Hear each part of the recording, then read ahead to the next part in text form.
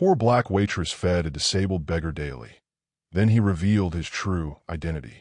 The coffee pot slipped from Diana Ripley's trembling fingers, shattering against the greasy diner floor like her last hope of making rent.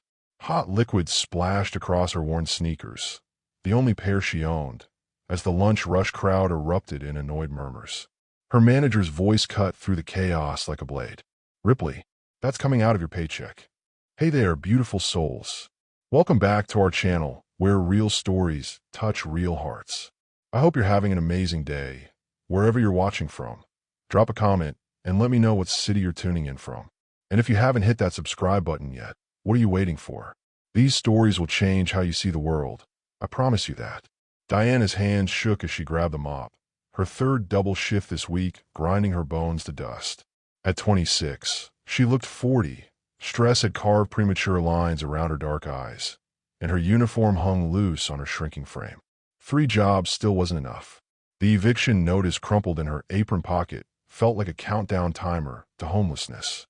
But it wasn't her own reflection in the diner's grimy window that made her pause. It was him.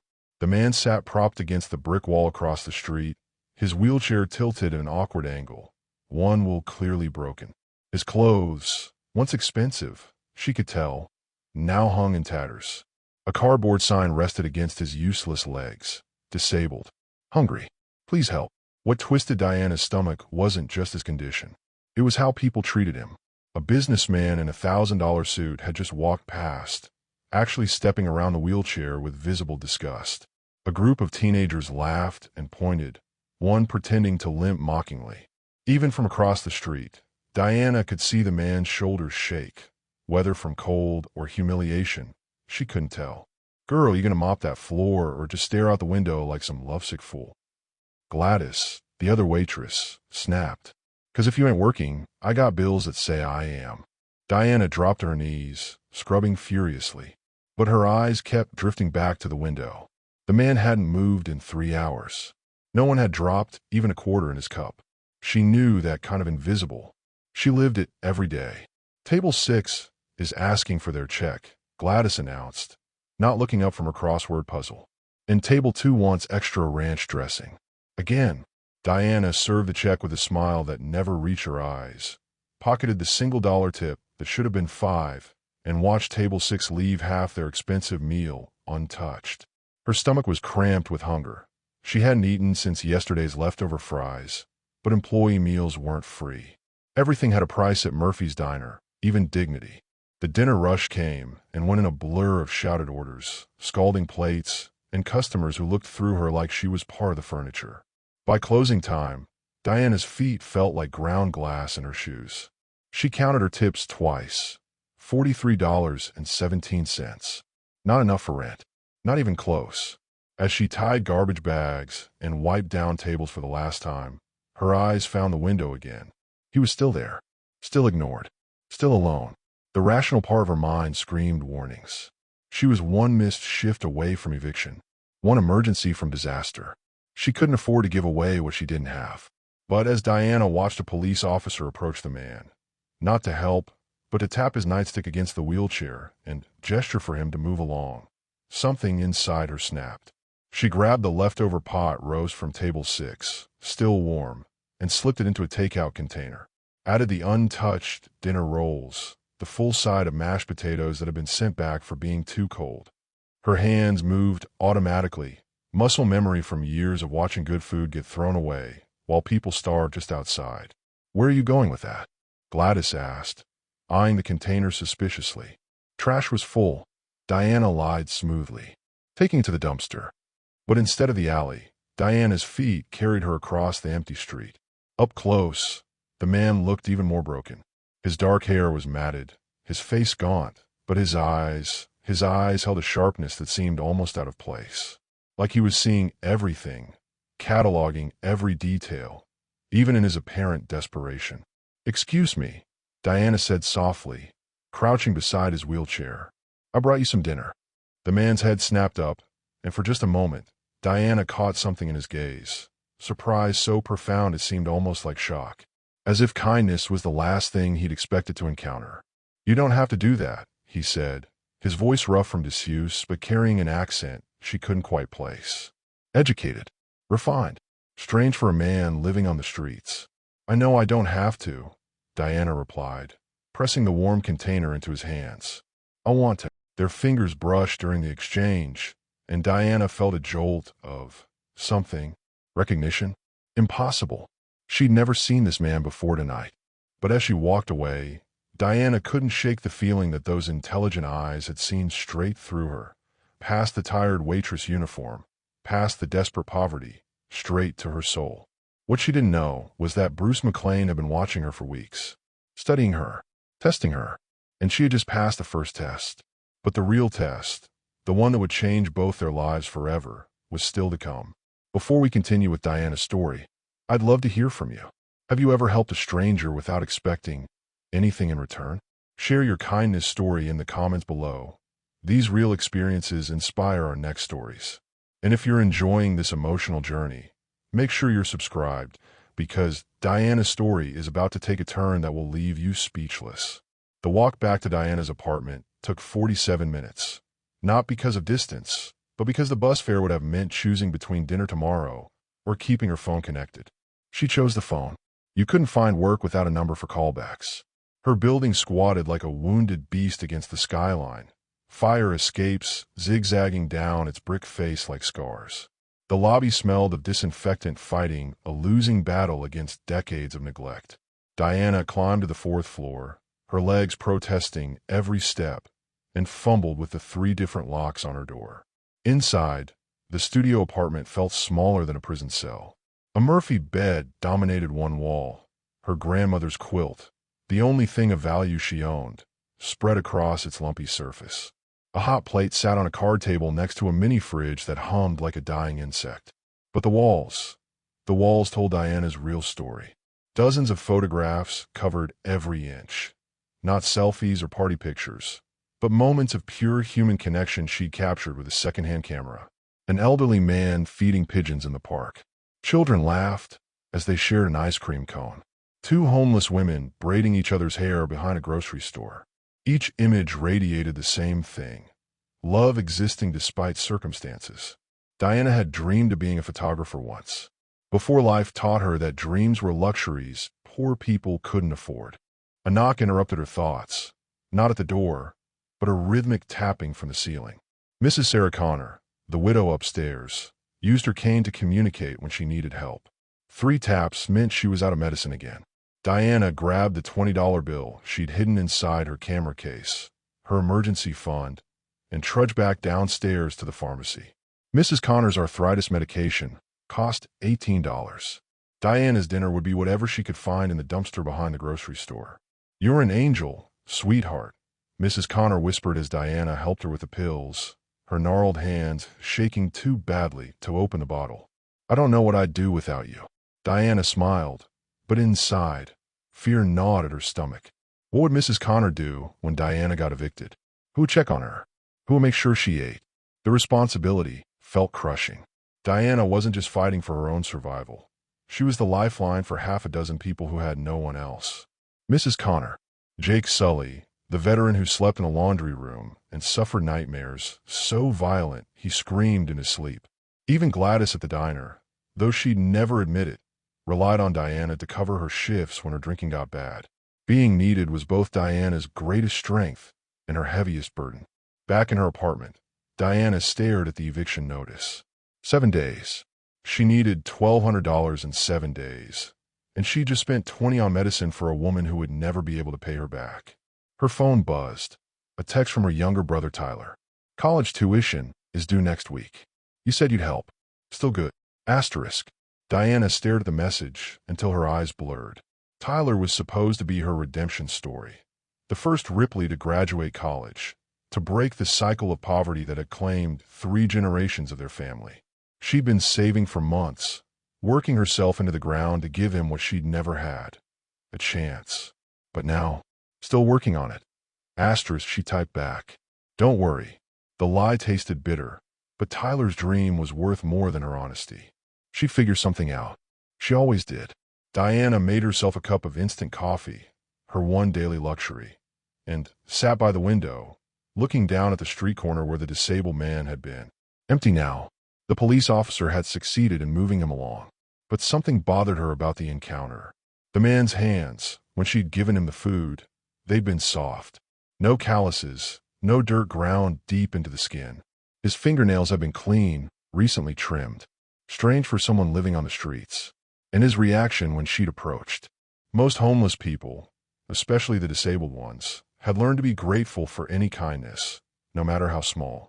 But he'd seemed surprised, almost suspicious, like he'd been expecting something else entirely. Diana shook her head. Poverty made people paranoid. The man was probably just overwhelmed by unexpected kindness. God knew she understood how rare that was in this city. Her phone rang. Unknown number. Diana's heart leaped. Please be a job interview. Please be someone offering shifts. Please be. Diana Ripley. Yes. This is Northwest Memorial Hospital. We have Tyler Ripley in our emergency room. You're listed as his emergency contact. The world tilted sideways. Diana's coffee cup hit the floor, but she didn't hear it shatter. What happened? Is he okay? I'm coming right now. He's stable, ma'am. Motorcycle accident. Nothing life-threatening, but he'll need surgery on his leg. The thing is, he doesn't have insurance, and the surgery costs. Diana hung up and was running before the nurse could finish the sentence. $15,000. That's what the doctor said Tyler's surgery would cost. $15,000 that might as well have been $15 million. We could do a payment plan, the financial counselor offered, her voice professionally sympathetic. 10% down, then monthly payments over 5 years. $1,500 down. Diana had $43.17 to her name. As she sat in the hospital waiting room, watching Tyler sleep off the pain medication, Diana's phone buzzed with text after text. Mrs. Connor needed groceries. Jake Sully had gotten arrested again and needed bail money. Gladys was too drunk to work her morning shift. Everyone needed her. Everyone depended on her. And she was failing them all. But it was the memory of the disabled man's eyes that haunted her most. Something about the way he'd looked at her. Like he'd been searching for something specific. Like he found it. What Diana didn't know was that 3 blocks away, Bruce McLean sat in the back of a luxury sedan, no longer hunched in a broken wheelchair. His assistant, a sharp-eyed woman named Ellen Weaver, handed him a detailed report. Diana Ripley, age 26. 3 jobs, supporting her brother's college education and multiple neighbors. No criminal record, no vices, no selfishness we can detect. She gave away money she needed for rent to buy medicine for an elderly neighbor.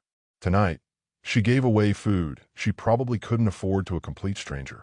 Bruce studied Diana's photograph, not the surveillance photos his team had taken, but a professional headshot from her abandoned photography portfolio.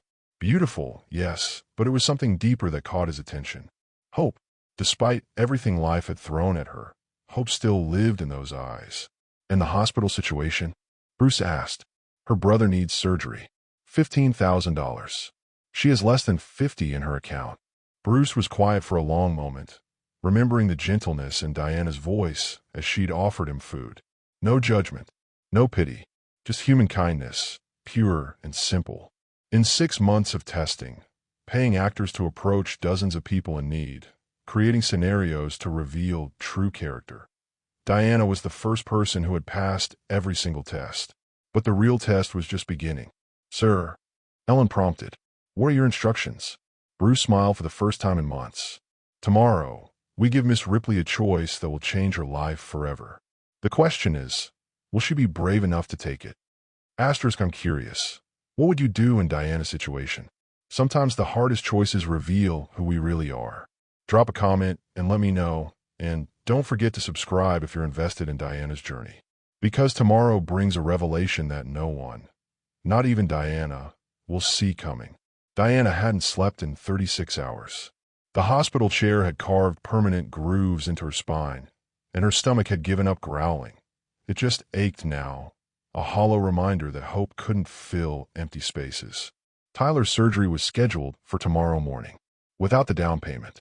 Miss Ripley, a voice made her look up from her brother's medical chart, which she'd been staring at without seeing. A man in an expensive charcoal suit stood beside her chair, holding 2 cups of coffee. Mid-30s, broad shoulders, with dark hair and eyes the color of storm clouds. Handsome in a way that seemed almost dangerous. "I'm sorry, do I know you?" Diana's voice cracked from exhaustion. "My name is William McLean. I represent a private foundation that helps families in medical crises." He offered her one of the coffees, and Diana caught a whiff of something that definitely wasn't hospital vending machine brew. This was real coffee. Rich, expensive coffee that probably cost more than her hourly wage. Diana didn't take the cup. Something felt wrong. "How do you know my name?" William's smile was careful, practiced. "Your brother's case was flagged in our system. Young man, full scholarship to engineering school, motorcycle accident through no fault of his own. These are exactly the situations our foundation exists to address." "What foundation?" Diana's eyes narrowed. She'd heard every sob story, every scam, every too-good-to-be-true offer that preyed on desperate people. "And how did you get into the ICU?" "This is family only. The McLean Foundation for Medical Relief." He reached into his jacket and produced a business card so thick and expensive it felt like cloth between Diana's fingers. "We've helped over 3,000 families in the past 5 years. Your brother's surgery, his rehabilitation, his continued education. We'd like to cover all of it." Diana's heart hammered against her ribs. "What's the catch?" "Smart woman." William's smile shifted, became more genuine. "There is a condition. We require 1 year of service from the beneficiary or their family member. Community outreach, charitable work. Think of it as paying it forward." "What kind of service?" Diana set the business card on Tyler's bedside table without looking at it again. Every instinct screamed danger, but Tyler's leg was held together with pins and prayers, and time was running out. "Working with our foundation, helping us identify other families in need. You'd have full medical benefits, housing allowance, living stipend. Enough to support yourself and finish your brother's education." Diana stared at this stranger who somehow knew intimate details about her life. "Why me? Why Tyler? How did you even find us?" William was quiet for a moment, studying her face like he was trying to memorize it. "Because someone recommended you specifically. Someone who said you were exactly the kind of person our foundation was created to help." "Who?"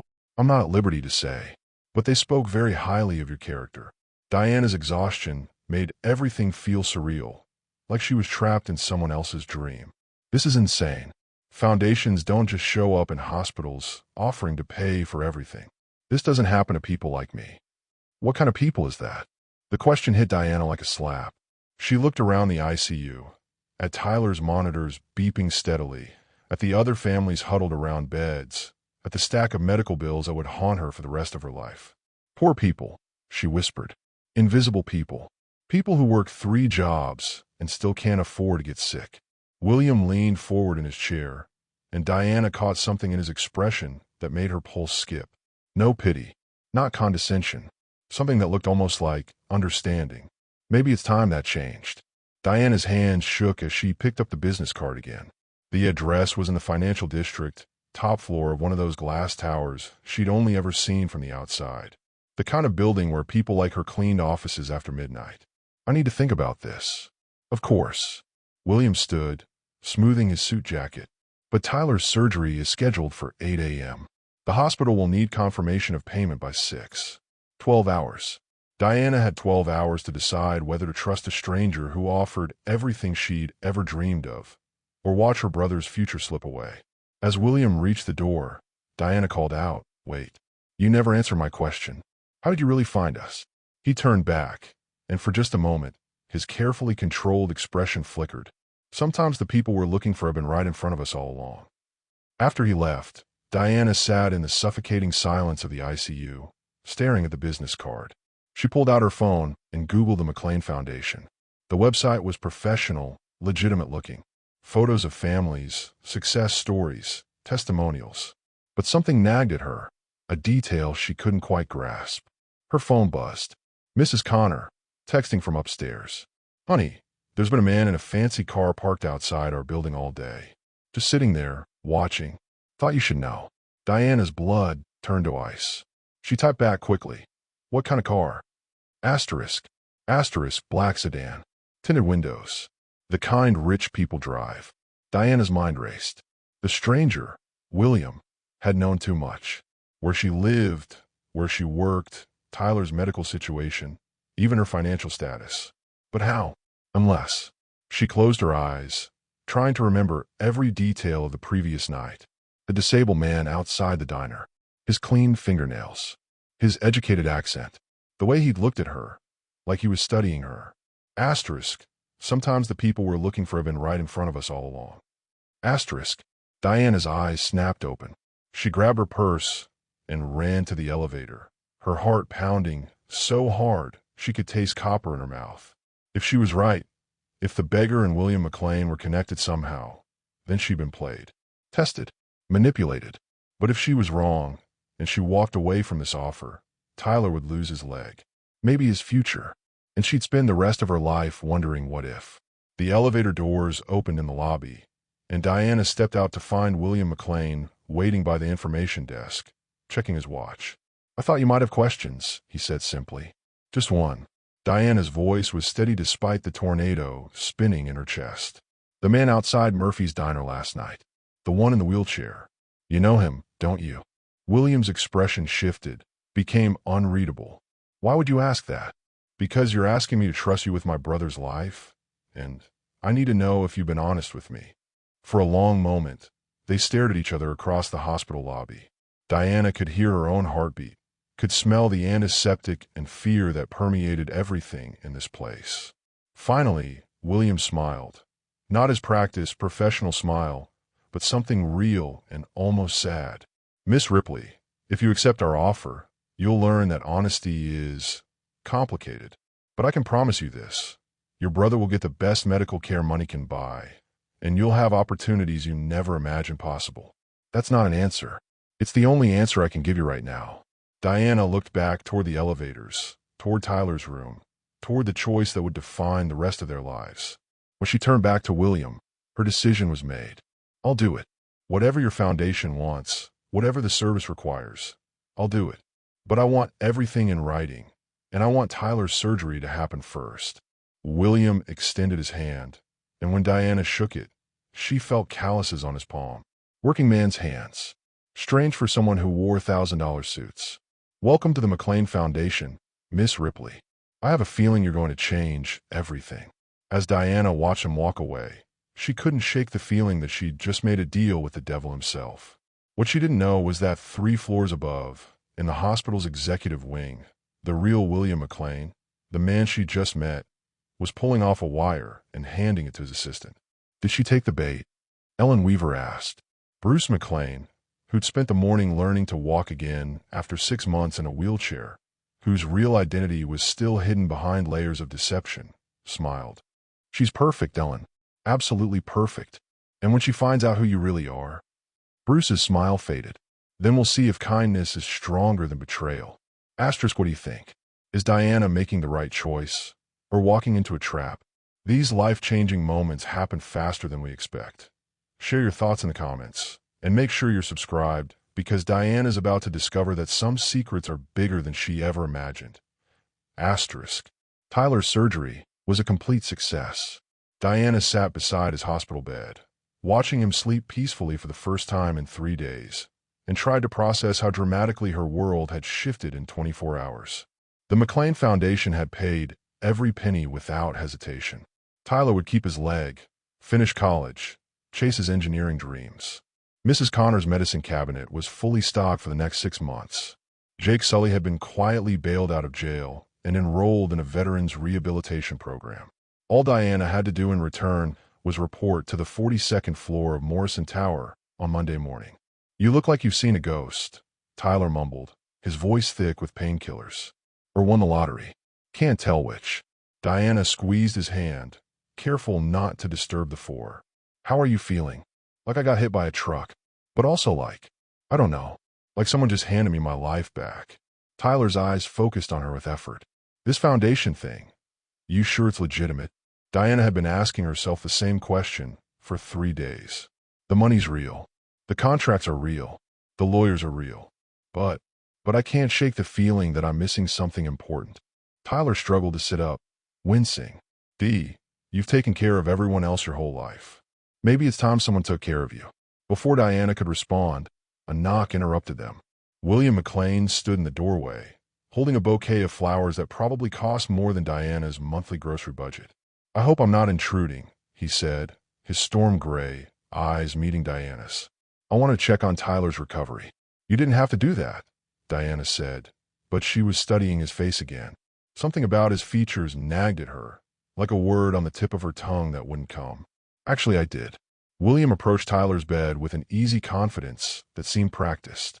"The foundation takes a personal interest in all our beneficiaries. Tyler, how are you feeling?" "Grateful," Tyler replied simply, but also confused. "This doesn't feel real." William's smile was careful, measured. The best things in life rarely do. As William chatted with Tyler about his engineering studies, Diana watched the interaction with growing unease. William knew too much, not just about Tyler's academics, but about his favorite professors, his thesis topic, even his girlfriend back at school. Information that wasn't in any medical file. "How do you know all that?" Diana interrupted, her voice sharper than intended. William turned to her, and for just a moment, she caught something flickering across his expression. Surprise? Guilt? "The foundation conducts thorough background checks on all beneficiaries," he said smoothly. "We like to understand the full impact of our investment." "Investment?" Diana repeated the word like it tasted bitter. "Is that what we are?" "Diana," Tyler started, but William held up a hand. "It's a fair question." He moved closer to Diana, close enough that she could smell his cologne, something expensive and understated. "Every charitable organization has to measure return on investment. But in our case, the return isn't financial. It's human." Diana's pulse quickened, though she couldn't tell if it was from suspicion or something else entirely. "What does that mean?" "It means we invest in people who make the world better. People like you." The way he said it, like he was talking about something precious and rare, made Diana's breath catch. But she forced herself to remember the clean fingernails, the educated accent, the too perfect timing of his appearance. "I should get going," she said abruptly. "I need to prepare for Monday." William's expression shifted, became almost disappointed. "Of course. But Diana, before you leave, would you have dinner with me tomorrow night? To discuss your role with the foundation." Diana's heart hammered against her ribs. "Is that part of the job requirement?" "No." His voice dropped lower, more intimate. "It's a personal request." The silence stretched between them, loaded with possibility and danger in equal measure. Tyler cleared his throat awkwardly. Should I pretend I'm asleep right now?" Diana felt heat rise in her cheeks. "I'll think about it. I'll take that as progress," William said, his smile genuine for the first time since she'd met him. As he left, Diana caught herself watching the way he moved, confident but careful, like a man who'd learned to be constantly aware of his surroundings. Another piece of the puzzle that didn't quite fit. "Damn, D," Tyler whispered once William was gone. "That man is either going to save your life or ruin it completely. Thanks for the pep talk. I'm serious. I've never seen you look at anyone like that." Diana wanted to deny it, but Tyler knew her too well. There was something magnetic about William McLean, something that pulled at her despite every warning bell in her head. Her phone buzzed. A text from an unknown number. Asterisk, tomorrow, 7 p.m. Chez Laurent. Ask for the Morrison reservation. Diana stared at the message. Chez Laurent was the kind of restaurant she'd only seen in magazines, the kind where appetizers cost more than her daily tips. Asterisk. How did you get my number? Asterisk, she typed back. The response came immediately. Asterisk. I'm a man of resources, Diana. Tomorrow you'll start to understand just how extensive those resources are. A chill ran down Diana's spine. She looked up at Tyler, who was watching her with concern. What's wrong? I think I'm in over my head. That night, Diana stood in her tiny apartment, staring at her reflection in the bathroom mirror. She owned exactly 3 outfits that weren't work uniforms. A black dress she'd worn at her high school graduation, a skirt and blouse from a failed job interview, and jeans with carefully mended holes. None of them belonged to Chez Laurent. Her phone rang. Mrs. Connor. Honey, that same black car is back. Been there all evening. You sure you're not in some kind of trouble? Diana peered through her window blinds. Sure enough, a dark sedan sat parked across the street, its occupant hidden behind tinted glass. Mrs. Connor, I need you to do me a favor. If anything happens to me, if I disappear or something seems wrong, There's a man named William McLean. He works for something called the McLean Foundation. I want you to remember that name. Okay? Diana, you're scaring me. What's going on? I'm not sure yet, but I'm going to find out. The next evening, Diana stood outside Chez Laurent in her graduation dress and Tyler's borrowed jacket, feeling like a fraud. The maitre d' looked her up and down with barely concealed disdain until she mentioned the Morrison reservation. Then his entire demeanor shifted. Right this way, Miss Ripley. Mr. Morrison is waiting. Morrison, not McLean. Diana followed him through the restaurant, past tables of well-dressed diners who probably spent more on wine than she made in a month. In a private alcove at the back, William rose to greet her. He'd traded his business suit for dark jeans and a cashmere sweater that probably cost more than her rent. Casual but expensive, and the effect was devastating. Diana had to remind herself to breathe. "You came," he said, and she heard genuine relief in his voice. Almost didn't. Diana sat across from him, hyper-aware of how out of place she felt. Morrison reservation? William's jaw tightened almost imperceptibly. My middle name. I prefer to keep some things private. Another lie. Diana was certain of it. But before she could press him, a waiter appeared with champagne she hadn't ordered. Compliments of the house, the waiter said, filling 2 glasses with liquid that sparkled like liquid gold. I don't drink, Diana said quickly. Neither do I, usually. William lifted his glass anyway. But tonight feels like an exception. To what? William's eyes met hers across the candlelit table, and Diana felt that dangerous pull again, the one that made her forget about clean fingernails and suspicious timing. To second chances, he said quietly. Diana reluctantly lifted her glass, but didn't drink. Whose second chance? Yours or mine? Maybe both. As the evening progressed, Diana found herself drawn deeper into William's orbit despite her better judgment.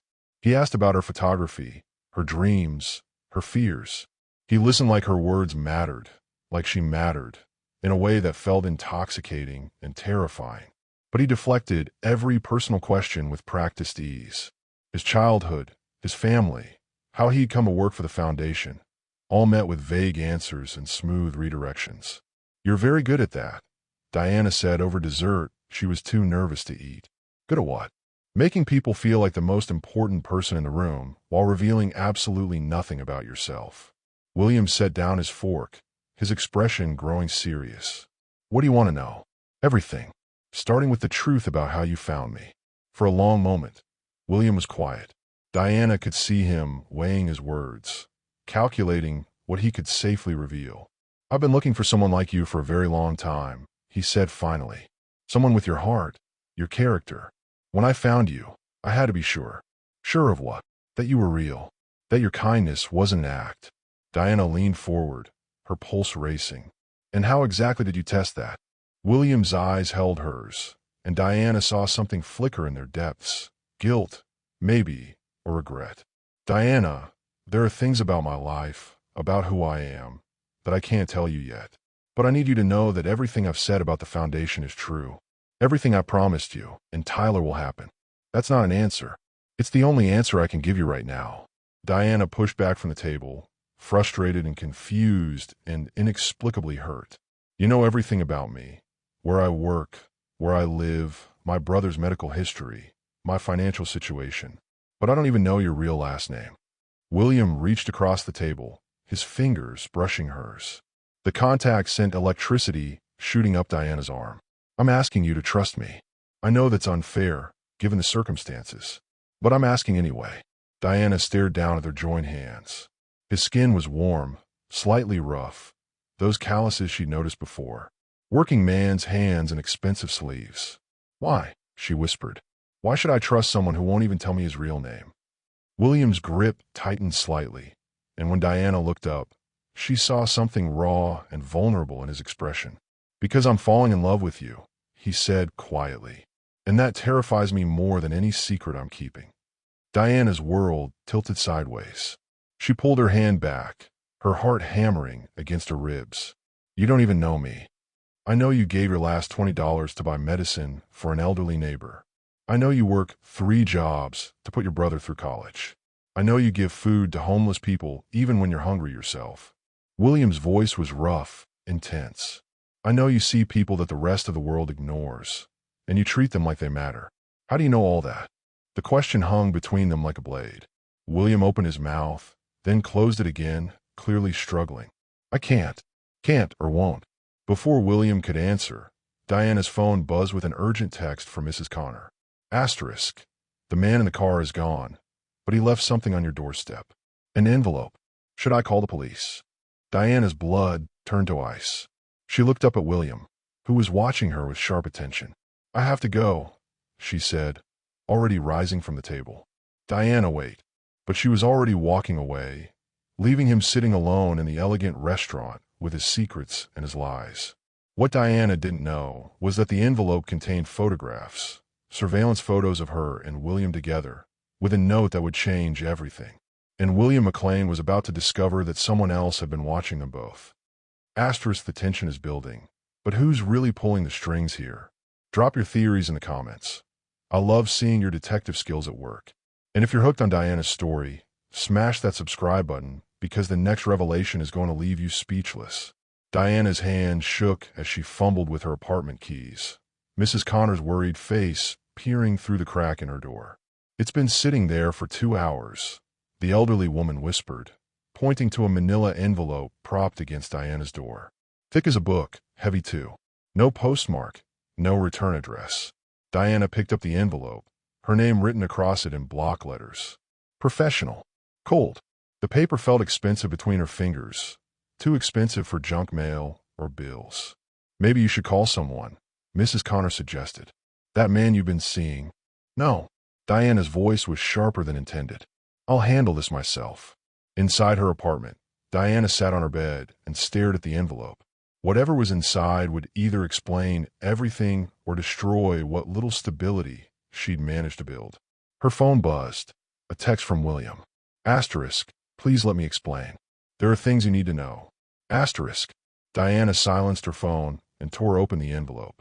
Photographs spilled across her quilt, dozens of them, all in crisp black and white. Diana's breath caught in her throat as she recognized herself in image after image. Diana leaving Murphy's diner. Diana at the pharmacy buying Mrs. Connor's medicine. Diana gives food to the homeless man outside the restaurant. But these weren't casual snapshots. They were professional surveillance photos, taken with expensive equipment from carefully chosen angles. At the bottom of the stack, a single photograph made Diana's world collapse. The disabled beggar from outside Murphy's diner sat in his broken wheelchair, but the image had been taken from behind a car window. Clear, unobstructed, and in the reflection of a storefront window behind him, Diana could see the photographer, a woman in a dark suit, holding a telephoto lens. But it was the note paper-clipped to the photo that made Diana's hands tremble. Asterisk subject, Diana Ripley. Test duration, 6 weeks. Behavioral assessment, passed. The subject demonstrates consistent altruistic behavior without expectation of reward. Recommend immediate advancement to Phase 2. E. Weaver, McLean Industries Security Division, asterisk. McLean Industries, not Foundation. Industries. Diana's phone rang, and she answered without thinking. Diana, please don't hang up. William's voice was rough, desperate. I know you found the surveillance photos. I can explain. You had me follow. Diana's voice was barely a whisper. For 6 weeks. Yes. The simple admission hit her like a physical blow. The beggar outside Murphy's diner. That was part of it, wasn't it? A long pause. Yes. Diana closed her eyes, remembering the clean fingernails, the educated accent, the way he'd looked at her like he was cataloging her responses. Who are you? My name is Bruce McLean. I own McLean Industries. The room spun around Diana. McLean Industries was one of the largest corporations in the country. Technology, real estate, pharmaceuticals. She'd serve coffee to executives who worked in their lobby. Diana couldn't finish the sentence. Billionaire. One of the richest men in America. And she'd been giving him leftover diner food like he was starving. Diana, I need to see you. There's so much more you need to understand. Stay away from me. Diana's voice cracked. Whatever sick game this is, whatever you get out of manipulating poor people for entertainment, it's not a game. Bruce's voice was fierce, urgent. Diana, I'm in a wheelchair. I've been for 8 months. The The man you met outside the diner. That was really me. Diana laughed bitterly. Right. And I suppose you're calling me from your hospital bed. I'm calling you from the parking lot outside your building. And if you'll let me, I'd like to explain why I needed to know if genuine kindness still existed in this world. Diana moved to her window and peered through the blinds. A black sedan sat directly below, its back door open. In the interior light, she could see a figure in a wheelchair. Her phone buzzed with an incoming text. A photo of Bruce McLean from a recent Forbes magazine cover, sitting in the same wheelchair she could see in the car below. 20 minutes, Diana said into the phone. You have 20 minutes to explain before I call the police. That's all I need. Getting Bruce's wheelchair into Diana's building required Mrs. Connor's help. The elderly woman practically vibrating with curiosity as she held doors and asked pointed questions about that handsome young man from the fancy car. Now Bruce sat in Diana's tiny apartment, and the space felt even smaller with his presence filling it. Up close, without the disguise of filthy clothes and artificial desperation, Diana could see him clearly for the first time. Dark hair, slightly longer than was fashionable for a CEO. Strong jaw marked by a thin scar along his left cheek. Gray eyes that seemed to see everything, cataloging details the way she'd noticed that first night. And yes, he was devastatingly handsome, the kind of beautiful that belonged on magazine covers and red carpets. But it was the wheelchair that held Diana's attention. This wasn't a prop or costume piece. The wear patterns on the handles, the way he maneuvered it with unconscious ease, the subtle modifications for long-term use. All authentic. You really are disabled, Diana said quietly. A car accident 8 months ago. The drunk driver ran a red light. Bruce's voice was matter-of-fact, but Diana caught the tension underneath. Crushed 3 vertebrae, sever my spinal cord. The doctors say I'll never walk again. Diana studied his face, looking for signs of deception. But in the restaurant, you stood up to greet me. Physical therapy. I can stand for short periods, maybe take a few steps with support. But the wheelchair isn't temporary, Diana. This is my life now. Diana moved to her window, needing distance to think clearly. So you decided to play dress up and test random people's humanity. Not random people. You. Diana turned back to him. Why me? Bruce was quiet for a moment, his hands resting on his wheelchair's armrests. Diana noticed they were shaking slightly. After the accident, I learned some things about the people in my life. My fiancée left me 3 days after I woke up in the hospital. Said she couldn't handle being with a broken man. My business partners tried to have me declared mentally incompetent so they could take control of my company. My own brother hired lawyers to contest my will before I was even out of intensive care. Diana felt a stab of sympathy despite her anger. That's horrible, but it doesn't explain. I lost my faith in people, Diana. Completely. I started to believe that kindness was just another transaction, that everyone wanted something, that generosity was a myth, that love was conditional on what you could provide. Bruce met her eyes, and Diana saw pain there that went deeper than physical injury. I was drowning in cynicism, and I needed to know if there was still one person in the world who could prove me wrong. So you tested me. Like a lab rat. I tested everyone. Bruce's voice grew stronger, more intense. For 6 months, I had my security team create scenarios all over the city. Dozens of people, hundreds of opportunities for someone to show genuine kindness without expectation of reward. Diana, you were the only one who passed every single test. Diana's anger warred with curiosity. What kind of tests? We set up situations where people could help others at personal cost. A homeless veteran who needed bus fare to get to a job interview. An elderly woman who accidentally dropped her groceries in the rain. Children whose mother was short of money for lunch at school. Bruce's expression grew dark. People either ignored them entirely or helped only when they thought others were watching. Some demanded proof that their help was deserved before offering even basic human decency. But not me. Not you. You helped Mrs. Connor with her medicine, even though it meant you couldn't eat dinner. You gave Jake Sully your umbrella during that thunderstorm last month. Yes, we were watching then too. You paid for a stranger's coffee when her card was declined, even though you were counting quarters to afford your own.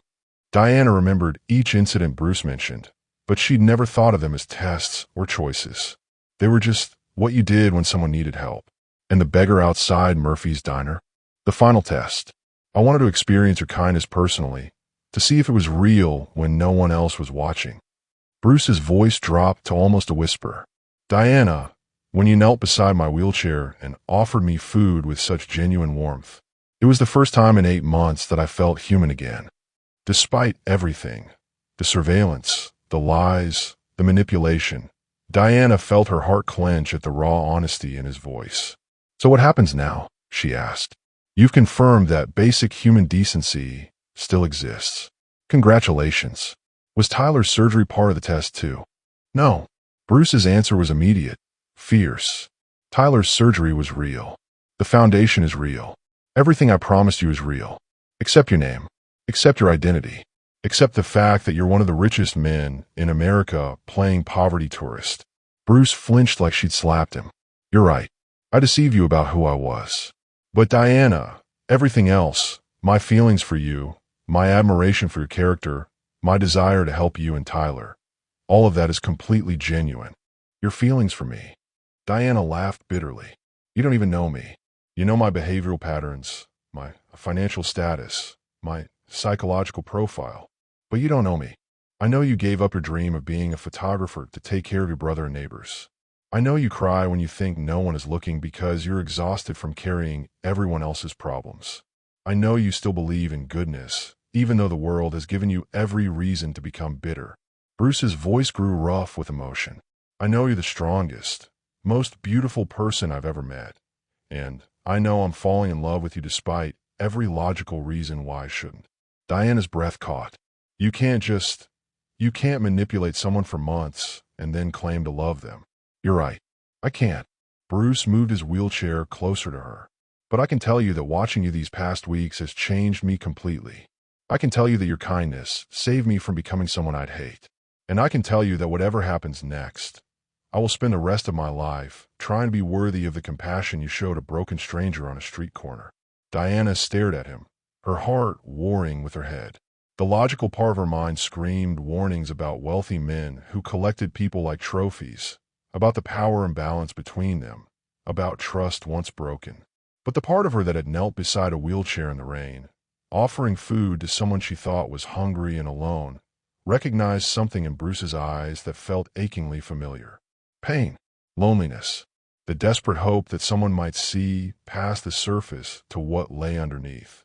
I need time to think, Diana said finally. Of course.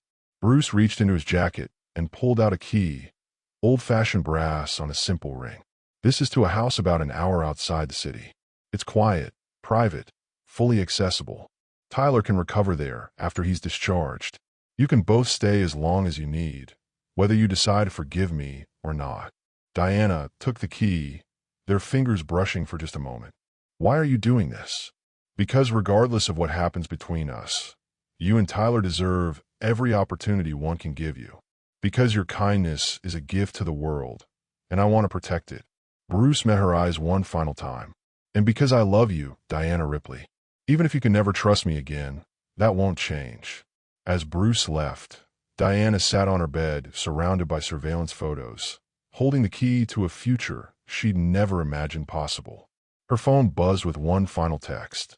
There's something else you need to know. Something that changes everything. But it has to be your choice to learn it. Bruce. Diana stared at the message, her heart pounding. How many more secrets could one man possibly have? What she didn't know was that Ellen Weaver was watching Bruce's car leave from her own vehicle parked 3 blocks away, already dialing a number that would set the darkest part of this story in motion. Because Bruce McLean's enemies had been waiting 8 months for him to show vulnerability. And Diana Ripley had just become his greatest weakness. The truth is finally coming out. But there's still more to uncover. What do you think that final secret could be? Share your wildest theories in the comments. And don't forget to subscribe. Because the next part is going to test Diana and Bruce's connection like nothing before. Diana never made it to the house with the brass key. She was 3 blocks from her apartment when the black SUV pulled alongside her on the empty street. 2 men in suits stepped out. Not like Williams' expensive tailoring, but the kind of suits that said security and asterisk don't ask questions. Miss Ripley, we need you to come with us. Diana's blood turned to ice. I'm not going anywhere with you. The taller man opened his jacket just enough to show the gun holstered there. This isn't a request. 20 minutes later, Diana sat in a glass conference room on the 58th floor of Morrison Tower, the same building where she was supposed to start work Monday morning. But instead of the McLean Foundation offices, she was in the executive boardroom of McLean Industries, surrounded by people who looked at her like she was a particularly interesting insect. At the head of the table sat a man who could have been Bruce's older brother. Same dark hair going silver at the temples, same gray eyes. But where Bruce's gaze held warmth and vulnerability, this man was cold as Arctic wind. "Miss Ripley, I'm David McLean, Bruce's brother and current acting CEO of McLean Industries." He smiled, but it never reached his eyes. "I apologize for the dramatic introduction, but time is rather critical. Where's Bruce?" Diana's voice was steadier than she felt. "Indisposed." David gestured to the woman sitting to his right. Ellen Weaver, Diana realized with shock. The same woman whose signature had been on the surveillance reports. "Ellen has some information about my brother that I think you'll find illuminating." Ellen slid a thick folder across the table. Diana's hand shook as she opened it. Medical records, psychiatric evaluations, legal documents, and photographs, dozens of them, showing Bruce in what looked like violent rages, throwing objects, screaming at hospital staff, his face twisted with an anger that made him look like a completely different person. "What is this?" "The truth about Bruce McLean," David said quietly. "The truth he didn't want you to see." Diana forced herself to read the psychiatric evaluation summary, though the words seemed to swim on the page. Asterisk, the subject exhibits severe personality disorder exacerbated by traumatic brain injury. Episodes of explosive rage, paranoid delusions, manipulative behavior. The patient presents significant risk to himself and others. "This is fake," Diana whispered, but even as she said it, doubt crept into her voice. The letterhead looked legitimate, the doctor's signature official. "I'm afraid not." Ellen's voice was professionally sympathetic. "Miss Ripley, my job is to protect this company and everyone in it. That includes protecting innocent people from Bruce's condition." David leaned forward, his expression carefully concerned. "The car accident didn't just damage Bruce's spine, Diana. It caused a traumatic brain injury that fundamentally altered his personality. The brother I knew, kind, rational, stable, he's gone. What's left is someone who's capable of disturbing behavior." Diana's mind raced back through every interaction with Bruce, looking for signs she'd missed. His intensity when he talked about his enemies. The way he'd had her followed for weeks. The elaborate deception he'd orchestrated just to test her character. "The surveillance," she said slowly. "The tests. That's not normal behavior." "No, it's not." David's voice was gentle, understanding. "Bruce has become obsessed with control, with testing people's loyalty. The foundation he created, it's not about charity, Diana. It's about finding people he can manipulate, people who'll do whatever he asks without question." Ellen opened another folder. "These are financial records showing how the foundation operates. The charity work is actually a recruitment system. Bruce identifies vulnerable people, gains their trust through financial assistance, then uses their desperation to make them completely dependent on him." Diana stared at bank statements showing millions of dollars moving through accounts labeled with clinical designations. Test Subject 1, Test Subject 2, Test Subject 3. Her name appeared on the most recent entry. Test Subject 47, D. Ripley, Phase 2 Implementation. "You're lying." But Diana's protest sounded weak, even to her own ears. "I wish we were." David pulled up a video on his laptop, security footage from what looked like Bruce's office. In it, Bruce sat behind a massive desk, speaking to someone off camera. The audio was crystal clear. Asterisk, she's perfect for what we need. Isolated, desperate, with strong protective instincts we can exploit. Once we have her brother's loyalty through the medical bills, she'll do anything we ask. Asterisk, and if she resists, asterisk, she won't. I've studied her psychological profile for weeks. Diana Ripley is a rescuer. She can't help herself. Show her someone in need, and she'll sacrifice everything to help them, including her own freedom. Diana's world tilted sideways. The voice was definitely Bruce's, the mannerisms unmistakably his. But the cold calculation in his tone, the clinical way he discussed manipulating her emotions, It was like listening to a stranger wearing Bruce's face. "When was this recorded?" she whispered. "Yesterday," Ellen said softly. "After your dinner at Chez Laurent." Diana felt sick. While she'd been wrestling with whether to trust Bruce, he'd been in his office discussing how to control her more effectively. "What do you want from me?" Diana asked, though she was afraid she already knew. David exchanged a glance with Ellen before answering. "Bruce is planning something that could destroy thousands of lives.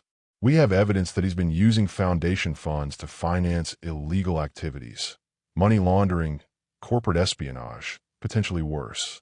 But as long as he's CEO, even incapacitated, we can't stop him. I don't understand what this has to do with me." "You're his weakness now," Ellen explained. "Bruce has become attached to you in a way that's making him reckless.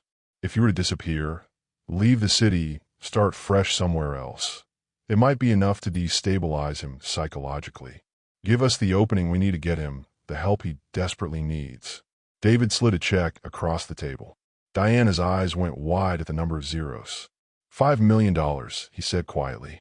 "Enough to pay for Tyler's complete medical care, his education, a house for both of you anywhere in the country. All we're asking is that you disappear. Tonight. No contact with Bruce, no forwarding address. Let him think you've rejected him completely. You want me to abandon him. We want you to save him," David corrected. "And save yourself.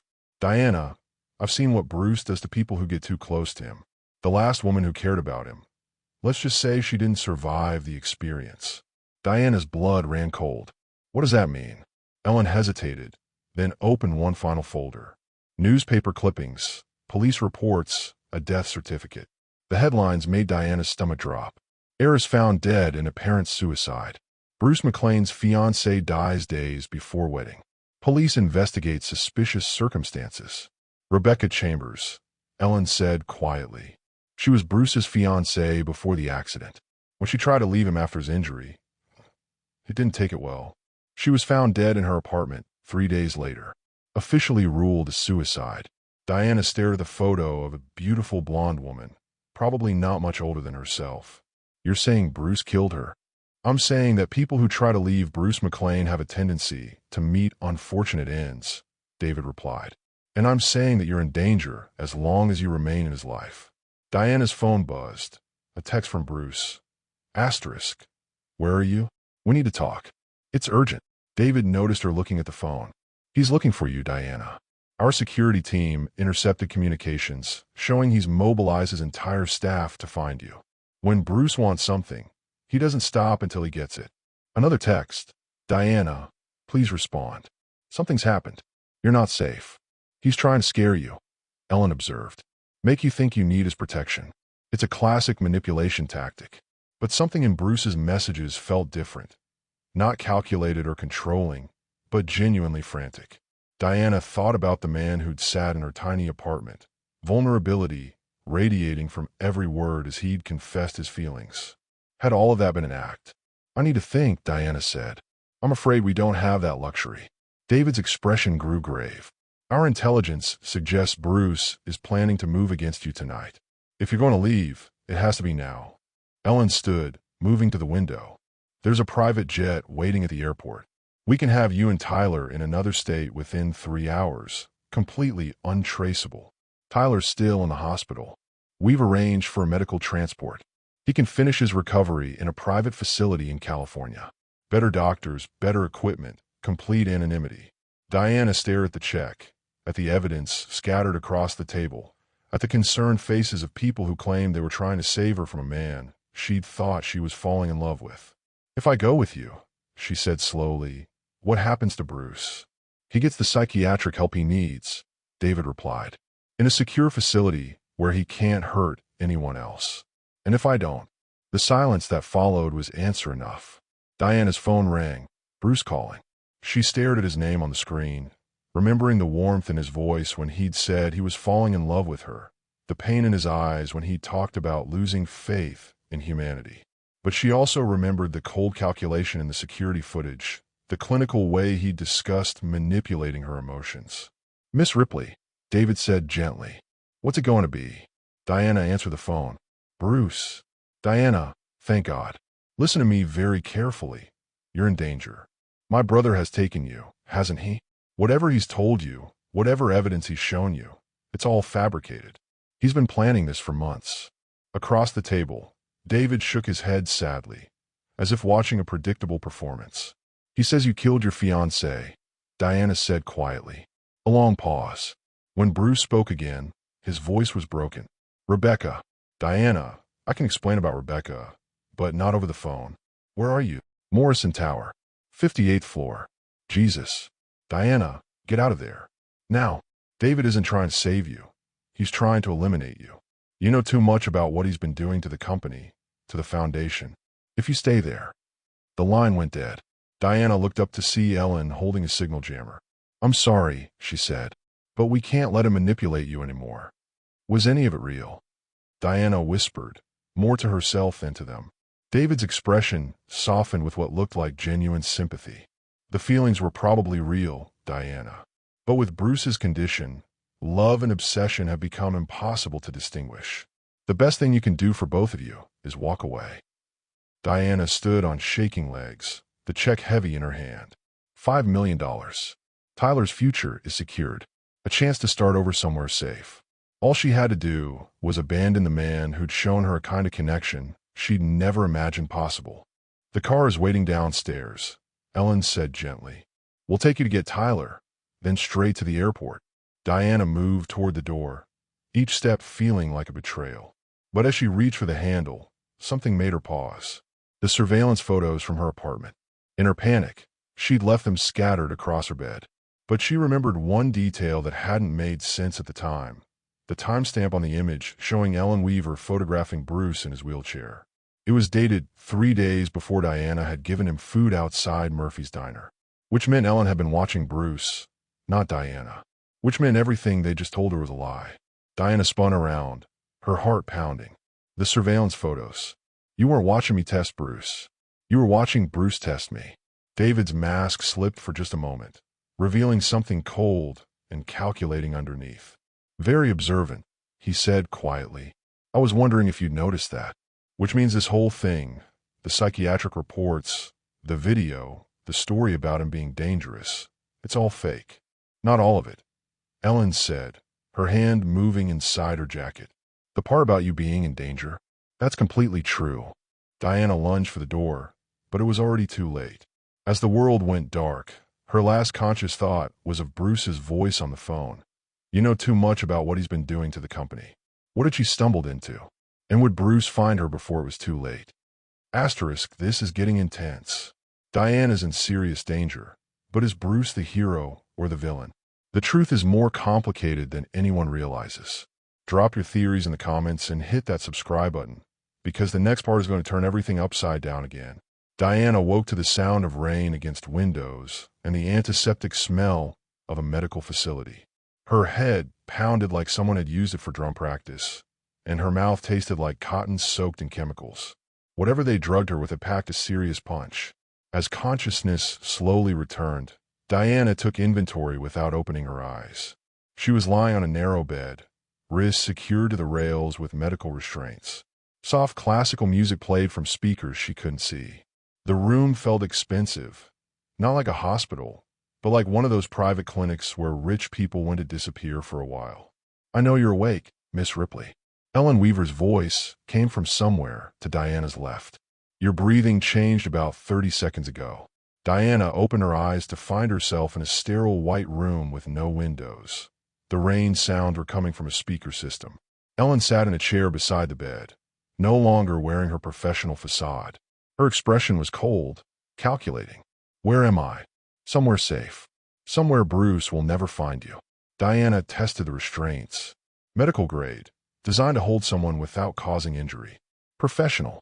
You're not really his employee, are you? Ellen smiled, the first genuine expression Diana had seen from her. Very good. Though technically I was. For about 6 months, while I gathered intelligence on Bruce's activities. Who do you really work for? People who have a significant financial interest in seeing Bruce McLean disappear permanently. Ellen consulted her tablet. You've been unconscious for 8 hours. Long enough for Bruce to tear apart half the city looking for you. Diana's heart clenched despite everything. Is he okay? Touching that you still care about him, even after learning what kind of monster he is. Except he's not a monster, is he? That video, the psychiatric reports, you faked all of it. Ellen's smile widened. The psychiatric reports were real, just not about Bruce. She handed Diana a tablet showing a medical file. At the top, Diana saw her own photo and name. Asterisk subject, Diana Ripley. Psychological profile, pathological need to rescue others, likely stemming from childhood trauma and abandonment issues. Extremely susceptible to manipulation through appeals to her protective instincts. Recommended approach.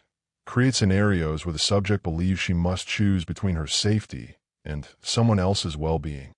Diana's blood turned to ice as she read her own psychological breakdown, complete with analysis of every vulnerable moment from her past.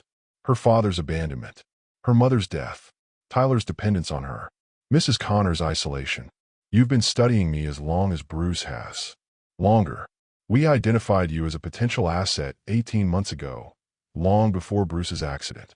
A poor woman with strong protective instincts and no family support system except a younger brother. She'd do anything to protect. Ellen's voice was clinically detached. You were perfect for what we needed. Which was what? Bait. The word hit Diana like a physical blow. Bait for Bruce. Bruce McLean owns patents worth approximately $40 billion. Technology that could revolutionize everything from renewable energy to medical devices. But he's refused every buyout offer, every merger proposal, every attempt to acquire his intellectual property. Ellen stood, moving to pace the small room. After his accident, we thought he might be more amenable to negotiation. Instead, he became even more protective of his assets. Diana's mind raced, pieces clicking into place. So you created a situation where he'd expose himself emotionally. We needed him to have something he couldn't bear to lose. Something that would make him vulnerable to blackmail. Ellen's expression grew almost admiring. I have to admit, your relationship developed faster than we anticipated. We expected it would take months to get him emotionally invested. Instead, he fell for you in weeks. The surveillance photos I found, you planted them. We needed you to distrust him, to run straight into David's arms when we made our move. The plan was for you to disappear voluntarily, leaving Bruce psychologically shattered and easy to manipulate. Ellen frowned. Unfortunately, you turned out to be more observant than our psychological profile suggested. Diana tugged at her restraints again, fury giving her strength. Where's Tyler? What have you done to my brother? Tyler is safe. For now. Currently recovering in a private medical facility under David's supervision. Whether he stays safe depends entirely on your cooperation. The threat was clear, but it also revealed something important. If they needed her cooperation, it meant Bruce was still fighting back. What do you want me to do? Ellen returned to her chair, pulling up something on her tablet. Bruce has barricaded himself in his penthouse with a small army of private security. He's threatening to go public with information that could destroy several very powerful people if anything happens to you. Ellen showed Diana the tablet screen. News feeds showing McLean Tower surrounded by federal agents. He's turned his home into a fortress, and he's using you as leverage. Diana's heart swelled despite her fear. Bruce was fighting for her. The problem is, we can't get to him as long as he has the moral high ground. But if he were to learn that you're working with us voluntarily... Ellen let the implication hang. You want me to betray him. I want you to save your brother's life. And your own. Ellen leaned forward, her voice becoming more urgent. Diana, the people I work for don't accept failure. If we can't deliver Bruce's cooperation through you, they'll find other ways. Messier ways. Tyler could get caught in the crossfire. Diana closed her eyes, trying to think through the fog of drugs and fear. Ellen was right about one thing. Powerful people with $40 billion at stake wouldn't just give up and go home. If she refused to cooperate, they'd escalate until everyone she cared about was in danger. But there had to be another way. I need to use the bathroom, Diana said. Ellen hesitated, then unlocked the restraints. There's no way out of this facility, Diana. And remember, Tyler's safety depends on your choices. The bathroom was as sterile as the rest of the room, but Diana wasn't looking for an escape route. She was looking for something else, something Ellen's psychological profile had missed because it focused on Diana's weaknesses instead of her strengths. Diana had survived 3 jobs, an eviction notice, and Tyler's medical crisis by being resourceful, by finding solutions other people missed. On the bathroom counter, someone had left a small flower arrangement, white lilies in a clear vase. Expensive, elegant, and completely artificial. But the vase was real crystal, heavy enough to hurt if thrown properly. More importantly, Diana had spotted something when Ellen was pacing. A slight bulge under her jacket. Not a gun, but something electronic. Probably a communication device linking her to David and whoever else was pulling the strings. Diana palmed a small pair of nail scissors from the bathroom's amenity kit and returned to the main room. Feeling better? Ellen asked. Actually, yes. Diana sat back down on the bed, the scissors hidden in her palm. I want to make a deal. Ellen's expression grew interested. I'm listening. I'll cooperate with whatever you need me to do. I'll tell Bruce I'm working with you voluntarily, that I want him to surrender his patents. But I want something in return. What? I want to see Tyler first. I want proof he's safe, and I want to say goodbye before I destroy the only real relationship I've ever had. Ellen considered this, then pulled out her communication device, a small earpiece connected to a transmitter clipped to her belt. Control, this is Weaver. Subject is requesting visual confirmation of her brother's status before proceeding with Phase 3. Diana couldn't hear the response, but Ellen nodded. Understood. Patch through the video feed. As Ellen focused on her tablet, setting up the video connection, Diana made her move. She lunged forward, scissors aimed at the communication device, severing the wire connecting Ellen's earpiece to the transmitter. Ellen spun around, but Diana was already moving, using the crystal vase to smash the room's main communication panel. You little... Ellen reached for her weapon, but Diana tackled her, both women crashing to the floor. They fought with desperate intensity, Ellen with professional training, Diana with the fury of someone protecting her family. Diana managed to grab Ellen's tablet and hurl it against the wall, where it shattered into pieces. You have no idea what you've done. Ellen gasped, blood streaming from her nose where Diana had connected with the vase. They'll kill Tyler. They'll kill you both. Maybe, Diana panted, backing toward the door with Ellen's weapon in her hands. But they'll have to find us first. Diana had never fired a gun in her life, but Ellen didn't need to know that. She backed out of the room, locking the door behind her with Ellen's security badge. The hallway beyond was empty, lined with doors that probably led to similar rooms. This wasn't just a medical facility. It was a prison designed to look like a hospital. Diana found the main office and used Ellen's computer to access the building's directory. Tyler was listed in room 237, 2 floors up. But according to the security system, the building was locked down. No one in or out without administrative clearance. Unless she could find another way. Diana studied the building's layout on the computer screen. There, a service elevator that connected to the parking garage. If she could get Tyler to the garage, maybe they could steal a car, get to Bruce, warn him about the real scope of what they were facing. As Diana prepared to leave the office, Ellen's computer chimed with an incoming message. Diana's heart stopped as she read it. Asterisk, Phase 4 is authorized. Eliminate all subjects. Make it look like a murder-suicide. McLean will be blamed for killing the woman he loved and her brother before taking his own life. Asterisk, they weren't planning to use her as leverage anymore. They were planning to frame Bruce for their murders. Diana grabbed Ellen's security badge and ran for the stairs, taking them 3 at a time. Whatever was happening, whatever forces Bruce was really up against, she had to reach Tyler before it was too late. Behind her, alarms began blaring throughout the facility. Time was running out. But for the first time since this nightmare began, Diana felt something she'd almost lost. Hope. Bruce hadn't abandoned her. He was fighting an entire shadow organization to protect her, risking everything he had left. Now, it was her turn to fight for him. Asterisk, Diana's fighting back, but she's still outnumbered and outgunned. Can she save Tyler and get to Bruce before their enemies make their final move? The tension is killing me. What do you think happens next? Drop your predictions in the comments, and make sure you're subscribed, because the climax is going to be absolutely explosive. Asterisk. Diana found Tyler drugged, but alive in room 237, and 4-drip, keeping him sedated while machines monitored his vital signs. Her brother's eyes fluttered open as she shook his shoulder, recognition dawning slowly through the pharmaceutical haze. D. His voice was thick, confused. What's happening? Where are we? We're leaving. Right now.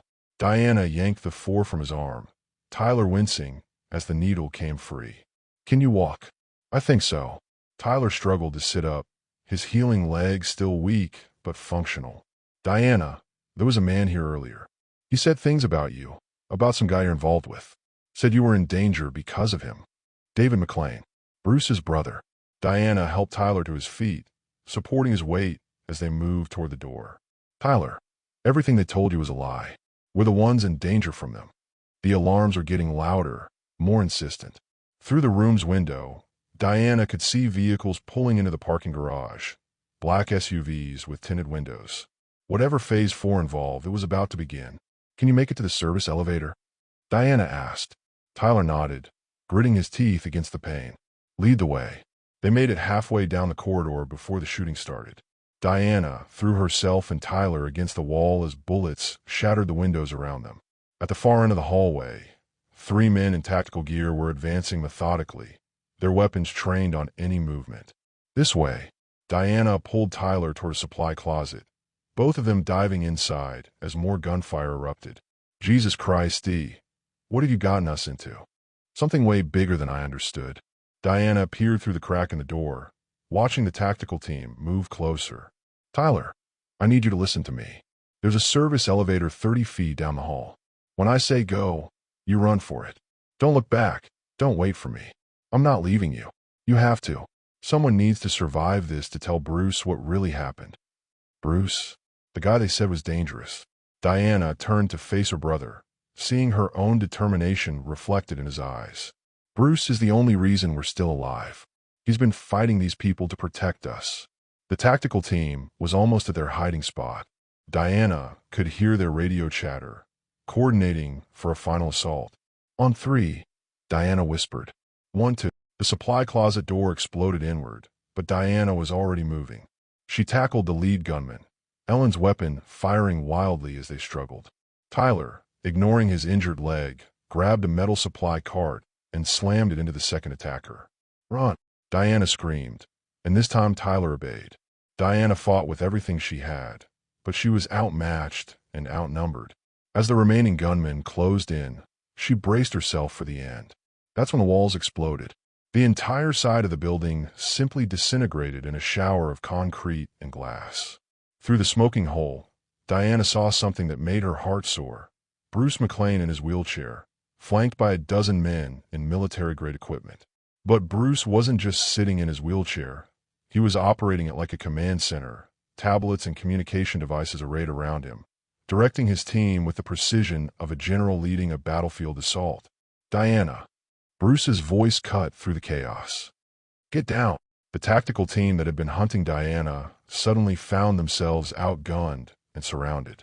The firefight was brief but intense, ending with Ellen's men either dead or surrendering. As the dust settled, Bruce maneuvered his wheelchair through the rubble, his eyes locked on Diana's face. Are you hurt? I'm okay. Diana wanted to run to him, but something held her back. Bruce, they showed me things. Video of you. Reports saying, all fake. Bruce's voice was rough with emotion. Diana, I need you to know something. David isn't my brother. The world tilted sideways. What? One of Bruce's security team approached, hauling a zip-tied prisoner. The man Diana had thought was David McLean. Up close, without his expensive suit and confident demeanor, he looked completely different. Younger. Desperate. His real name is Marcus Webb. Bruce explained. He's been impersonating my brother for the past 8 months, ever since David was killed in the same accident that put me in this wheelchair. Diana's mind reeled. Your brother is dead? David died instantly when that drunk driver hit our car. I survived, but barely. While I was in the hospital fighting for my life, Marcus and his associates saw an opportunity. They killed the real drunk driver before he could talk, fabricated evidence making it look like an accident. Then Marcus stepped into David's life. The pieces clicked into place with sickening clarity. He's been stealing from your company. Billions of dollars. Patents, research, trade secrets. But more than that, he's been selling classified technology to foreign governments, using McLean Industries as a front for international espionage. Bruce's expression darkened. When I started getting suspicious, they realized they needed to discredit me, make me look unstable, paranoid. Marcus, not David, laughed bitterly from his restraints. You were supposed to die in that accident, Bruce. Would have saved everyone a lot of trouble. Who's everyone? Diana demanded. People with more money and power than you can imagine. Marcus sneered. People who don't appreciate obstacles to their business interests. Bruce turned to Diana, his expression intense. That's why I had to test you so carefully.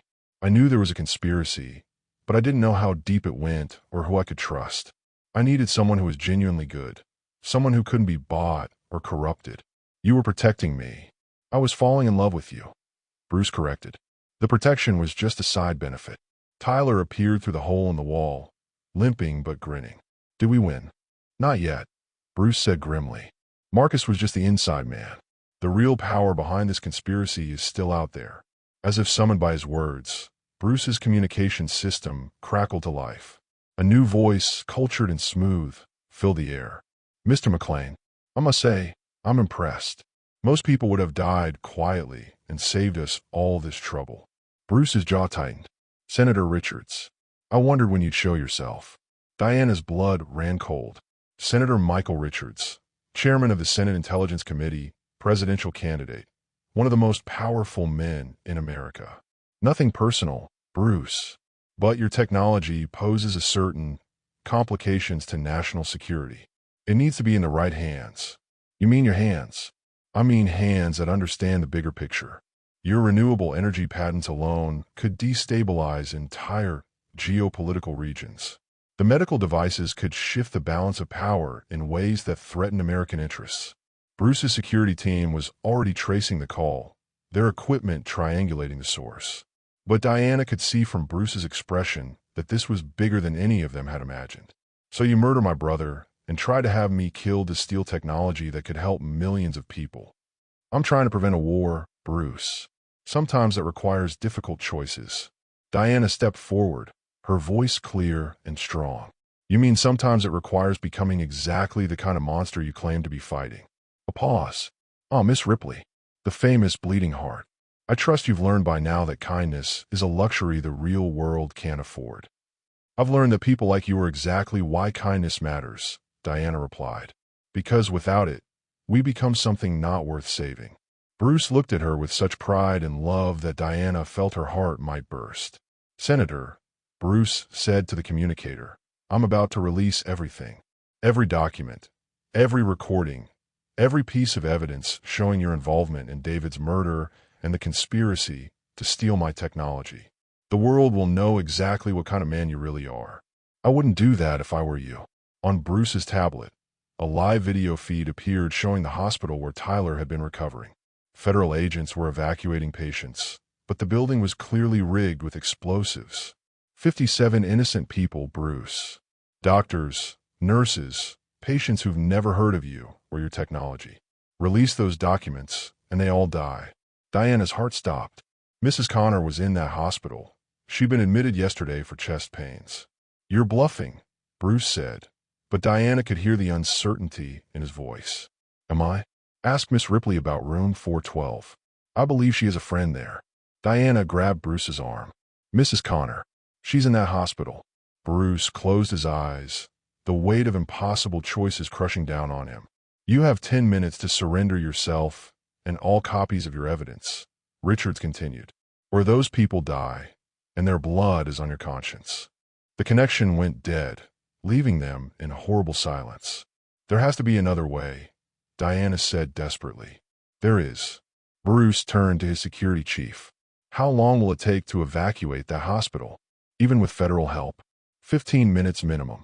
Bruce was quiet for a moment, then smiled, not the careful expression Diana was used to, but something fierce and determined. Then we don't evacuate it. We blow it up ourselves. Everyone stared at him like he'd lost his mind. Bruce, Diana started. Not with people inside. He clarified quickly. Diana, do you trust me? With my life. Good. Because I'm about to ask you to do something that's either genius or completely insane. Bruce's plan was indeed completely insane. But as Diana listened to him outline the details, she realized it was also brilliant. 30 minutes later, Senator Richards watched in satisfaction as news feeds showed McLean Industries Tower erupting in a controlled demolition. Bruce McLean presumably inside, taking his secrets to the grave. What Richards didn't know was that the demolition was actually a carefully orchestrated special effects display, designed to make it look like Bruce had destroyed his own building rather than surrender. In reality, Bruce, Diana, and Tyler were 50 miles away, uploading terabytes of evidence to every major news outlet and law enforcement agency in the world. By the time Richards realized he'd been played, it was too late. The story was everywhere. His involvement in David McLean's murder, the conspiracy to steal revolutionary technology, the attempted assassinations of Diana and Tyler. The hospital had been evacuated safely using a bomb threat called in by Bruce's team. No explosives were ever found, because there had never been any. Richards had been bluffing, just as Bruce suspected. As Diana watched the news reports showing Richards being arrested, she felt a hand slip into hers. Bruce was looking at her with an expression of pure love and admiration. "You saved me," he said quietly. "We save each other." Tyler, watching from the couch with his leg propped up, grinned at both of them. "So what happens now?" Bruce squeezed Diana's hand. "Now we change the world. Together. The truth is finally out and justice is being served. But there's still one more chapter to Diana and Bruce's story. What do you think their future holds? Share your hopes in the comments. And stay subscribed because the conclusion is going to be absolutely perfect. 1 year later, Diana Ripley stood in the center of what had once been an abandoned warehouse in the poorest section of the city, watching as construction workers put the finishing touches on something extraordinary. Sunlight streamed through floor-to-ceiling windows, illuminating a space that buzzed with purpose and hope.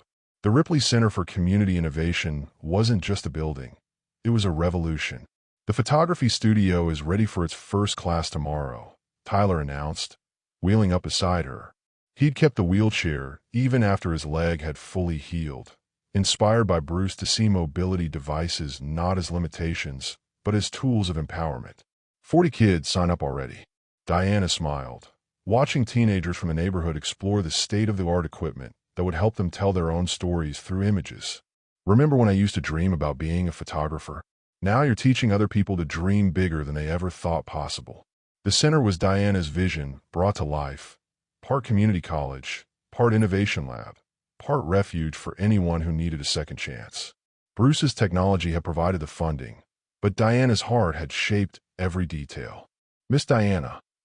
A voice called out across the space. Diana turned to see Jake Sully approaching, clean-shaven and wearing the uniform of the center's head of security. The nightmares still visited him sometimes, but he'd found purpose in protecting the place that had given him hope.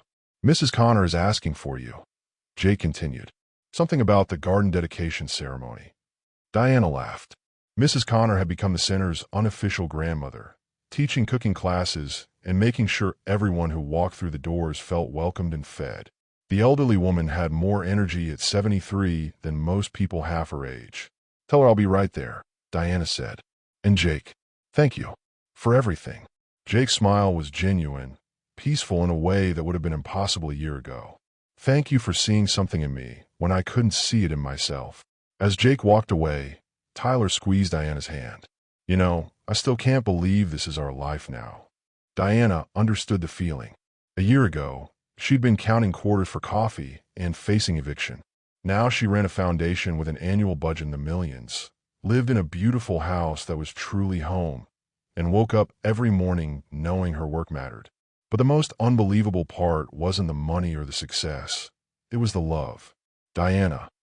Bruce's voice made her turn, and her heart still skipped a beat every time she saw him. He maneuvered his wheelchair through the busy space with practiced ease, but it was the expression on his face that made her pulse race. Pure joy, mixed with something that looked suspiciously like nervous excitement.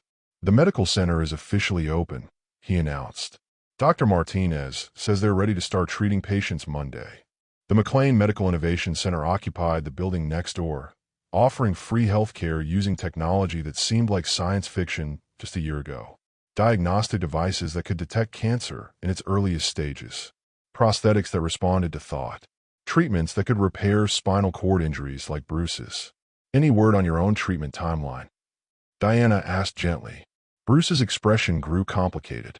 The technology existed to potentially restore his mobility, but he'd been reluctant to try it. The wheelchair had become part of his identity, part of his understanding of the world.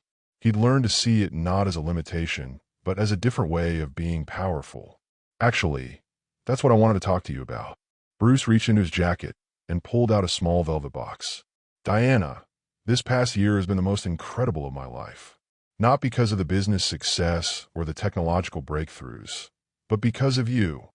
Diana's breath caught as Bruce opened the box, revealing a ring that was simple, elegant, and perfect, a sapphire the color of hope surrounded by diamonds that caught the light like tears of joy. You taught me that kindness isn't weakness. It's the strongest force in the universe. You showed me that love isn't about what someone can give you, but about who they choose to be when no one is watching. Bruce's voice was rough with emotion. Diana Ripley, will you marry me? The construction noise faded away. The busy activity around them became background. Diana was aware of nothing but Bruce's face, the love shining in his eyes, and the feeling that her heart might actually burst from happiness. Yes, she whispered, then louder. Yes, absolutely yes. The ring slipped on her finger like it had been waiting there her whole life. As Bruce pulled her down for a kiss, the entire center erupted in cheers. Workers stopped their tasks to applaud. Volunteers who'd become family gathered around them. And Diana realized that this, surrounded by people who'd found hope in the same place she had, was exactly how she wanted every important moment to feel. There's something else, Bruce said when they finally broke apart. The experimental spinal treatment. I've decided to try it. Diana's eyes filled with tears. Bruce, you don't have to do that for me. I love you exactly as you are. I know. That's why I can try it now. Because whether it works or not, I know you'll still see me the same way. Bruce smiled. That genuine expression she'd learned to treasure. But Diana, I want to dance at our wedding. Even if it's just one song. 6 months later, Diana stood in the garden behind their home, wearing her grandmother's wedding dress that had been carefully altered to fit perfectly. The ceremony was small, just family and the friends who'd become family. Mrs. Connor sat in the front row, dabbing at her eyes with a handkerchief. Jake Sully walked Diana down the aisle, pride radiating from every step. Tyler served as best man, his engineering degree finally complete and a job offer from McLean Industries waiting for his acceptance. Bruce waited for her at the altar, standing with the help of leg braces and determination. The spinal treatment had been partially successful. He'd regained some mobility, though he'd probably always need assistance for longer distances. But for this moment, for their first dance, for the promise of a future they'd build together, he stood on his own. You look beautiful, he whispered as she reached him. You look like home, Diana replied. The ceremony was perfect in its simplicity. No mention of the conspiracy they'd survived, the enemies they defeated, or the billions of dollars that surrounded their love story. Just two people who'd found each other in the darkness and chosen to build something beautiful together. As they exchanged vows, Diana thought about the woman she'd been a year and a half ago, exhausted, alone, convinced that hope was a luxury she couldn't afford. That woman could never have imagined this moment, this love, this life. You may kiss the bride, the officiant announced. Bruce's kiss tasted like promises and forever. As their friends and family cheered, Diana felt a hand slip into hers. Tyler, who'd insisted on being part of the moment that completed their family. The reception that followed was exactly what Diana had always dreamed of, but never dared to expect. Music and laughter, good food shared with people she loved, stories and jokes that would become family legend. Bruce's first dance with his new wife was clumsy and perfect, both of them crying and laughing as they swayed to music that felt like it had been written just for them. Later, as the evening wound down and guests began to say their goodbyes, Diana found herself standing with Bruce on the terrace, overlooking the city. From here, they could see the lights of the Ripley Center, still busy with evening classes and community meetings. Any regrets? Bruce asked softly. Diana considered the question seriously. A year ago, she'd been a waitress scraping by on tips and dreams. Now she was Mrs. Diana McLean, co-founder of one of the most influential charitable foundations in the country. with resources to help people she'd never even met. But more than that, she was loved. Completely, unconditionally, permanently loved by a man who saw her heart and treasured it. "Just one," she said finally. Bruce's expression grew concerned. "What?" "I regret that we can't go back and tell that scared waitress outside Murphy's diner that everything she's hoping for is going to come true." Bruce pulled her closer, his arms strong and steady around her. "Maybe we can't tell her, but we can show her. Every person we help, every life we change, every act of kindness we make possible. It's all proof that hope is never wasted." Diana thought about the 47 children who'd found their voices through the photography program, the hundreds of patients who'd received life-saving care at the medical center, the veterans like Jake who'd found purpose again, the elderly neighbors like Mrs. Connor who'd found community. All of it had started with one moment of simple human kindness, a tired waitress offering food to a stranger who seemed hungry and alone. "I love you, Bruce McLean," Diana said, the words feeling both familiar and miraculous. "I love you too, Diana McLean," he replied, then grinned. "Have I mentioned how much I like the sound of your new name?" As they stood together looking out over the city they were helping to heal, Diana's phone buzzed with a text from an unknown number. Asterisk, saw the wedding announcement in the paper. "Thank you for proving that good people still exist. Your kindness inspired me to start volunteering at a homeless shelter. Hope is contagious." A grateful stranger. Diana showed the message to Bruce, both of them smiling through tears. "One person at a time," Bruce said softly. "One act of kindness at a time," Diana agreed. Above them, stars began to appear in the darkening sky. Tiny points of light that seemed insignificant alone, but together illuminated the entire world. Just like kindness. Just like love. Just like hope. Asterisk 3 months later. Diana sat in her office at the Ripley Center, reviewing applications for the new scholarship program, when her assistant knocked on the door. "Mrs. McLean, there's someone here to see you," says she read about the center in a magazine and drove here from 3 states away. Diana looked up to see a young woman in the doorway, probably early 20s, wearing clothes that had seen better days, with eyes that held both desperation and determination. "My name is Sarah," the woman said hesitantly. "I'm a single mom, working 2 jobs, trying to put myself through nursing school. I read about what you're doing here, about second chances and people helping people, and I thought maybe—" Diana was already standing, moving around her desk with a smile that felt like coming home. "Come in, Sarah. Sit down. Tell me your story." As Diana listened to another tale of struggle and hope, she thought about the ripple effects of kindness, how one moment of compassion could echo through years and touch lives that hadn't even been lived yet. Bruce had been right. Hope was never wasted. It just took time to bloom. And there we have it, beautiful souls, a story about how one small act of kindness can change everything. Diana and Bruce proved that love really can conquer all, and that sometimes the most unlikely connections become the most powerful. Asterisk, what did you think of Diana and Bruce's journey? Have you ever had a moment of unexpected kindness change your life? I love hearing your stories in the comments. They inspire the next tale I'll tell. Asterisk. Asterisk, if this story touched your heart, please hit that subscribe button and share it with someone who believes in the power of hope. Because in a world that sometimes feels dark, we all need reminders that love, kindness, and second chances are still possible. Until next time, keep being the light in someone else's darkness. You never know whose life you might change with one simple act of compassion. Thanks for sticking with this story till the very end. But trust me, you haven't seen anything yet. The next story is crazier, more shocking, and will blow your mind. Click the image on your screen now and dive right in. And don't forget to hit that subscribe button so you never miss a single twist.